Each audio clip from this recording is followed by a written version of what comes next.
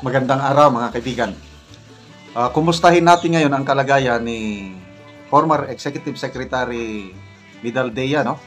I think 2 days ago, collapse na lang siya at dinala siya sa isang ospital. Ito po yung pagkakataon na pinagtawanan siya ng isang GMA reporter na si Maris Umali.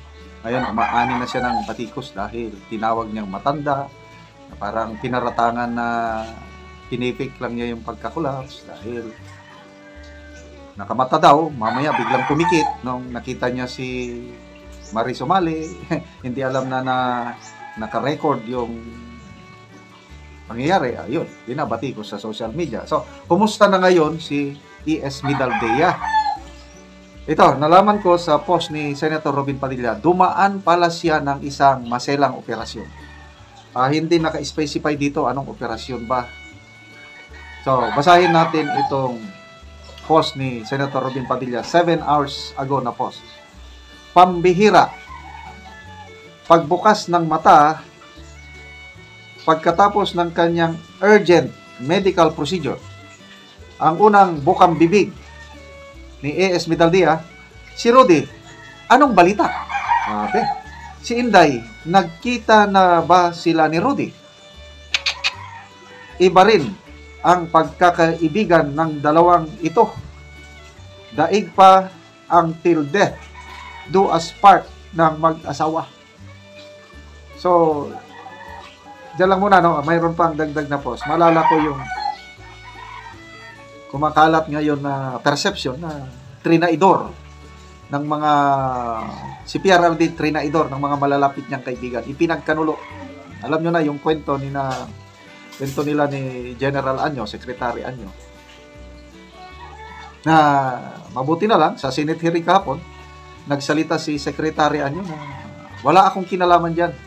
Hindi ako part ng grand conspiracy para ipagkanulo si PRRD. So, magkasalungat na ang pahayag ni Secretary Rimulya, John Vic Rimulya at Secretary Anyo. Si Secretary Rimulya naman, klaro sa kanyang interview kay Pinky Weed na it's a group effort. Diba? Parang very proud pa siya na very successful yung plano nila. It's a group effort. Tapos, kahapon sa Senate hearing, sinabi niya na wala akong sinabing ganyan. Wala akong sinabing may nagplano. Oh, grabe. But anyway, nasa atin na lang kung sinong paniniwalaan natin. But nakakatuwa po na despite sa mga ganyan, tinatalikuran na nila si PRRD, may isang E.S. Midaldea. Nakakatindig balahibo, nakakaiyag yung sobra pa silang till death do us part, yung vows na mag-asawa.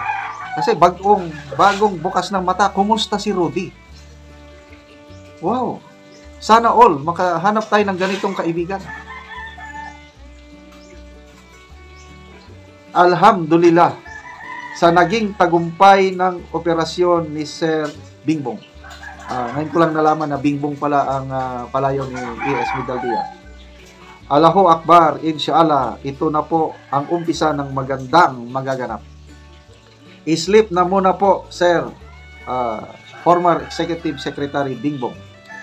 Mahirap man gawin, Sir Salvador Midaldea, pero doctor's order. Take it easy on yourself, my friend.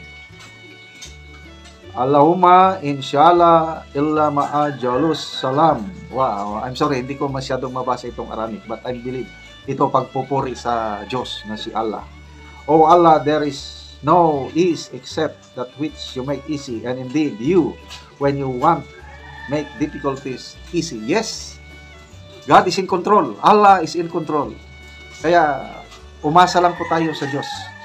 Salamat itong unity ng mga Pilipino, Muslim ka man, Christian ka man, katutubo ka man, nag-iisang sigaw ng sambayan ng Pilipino ngayon, bring home PRRD PAC. So yan, pasalamat tayo sa Diyos na ligtas na po sa urgent medical procedure. I don't know kung may relation ba ito sa puso o sa ugat, kasi bigla siyang nakulaps eh. Ayun, ligtas na po si E.S. Midaldea at pasalamatan natin si Senator Padilla na nandyan sa tabi ni E.S. Nandyan maalalay kay PRRD. So magbasa tayo ng mga comments. People who reacted. 161,000 people who reacted. 87 ang heart. 37 ang like. So, ang negative lang yung tumatawa is 154. Ito yung mga natutuwa sa nangyari kay AS. Okay, pabayaan na lang natin sila. Yung comments. Japana Jessa. Yan ang tunay na kaibigan. Sa hirap at ginhawa, walang iwanan. Pareho sila kasing mapagmahal sa bayan. Laurel Lau. Get well soon, attorney. We are all in one praying for health and safety. A.V. Yabot. Hanggang sa dulo ng walang hanggang friendship nila. Yes. Marilyn, take care and God bless. Get well soon. T. Joy, kawawa naman itong mag-BFF at mapagmahal sa bayang Pilipinas. Jane Better, prayer for your fast recovery, attorney. Mag-ingat kayong lahat. Senator Rubin, mananaig ang kabutihan. God is good. Tiwala lang tayo sa Kanya. Chona Decker, thank you po, Senator Rubin Padilla, sa updating news mo na walang sawa.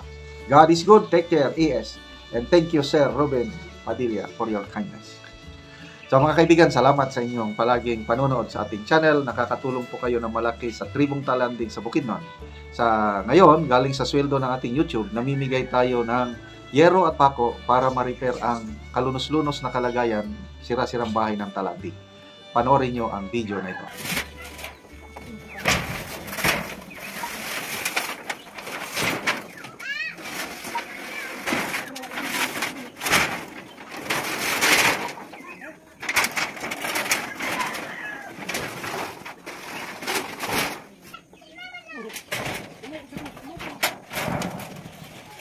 So babae lang gid siya.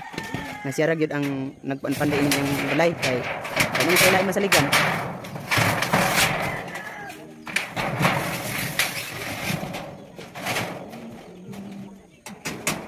Salamat kayo sa naghanap ng vaccine. Oo. Salamat kay Happy Clinic. Oo. Salamat kay sa Ginoo. Salamat jud sa katanaw sa video. Di namin matuluan.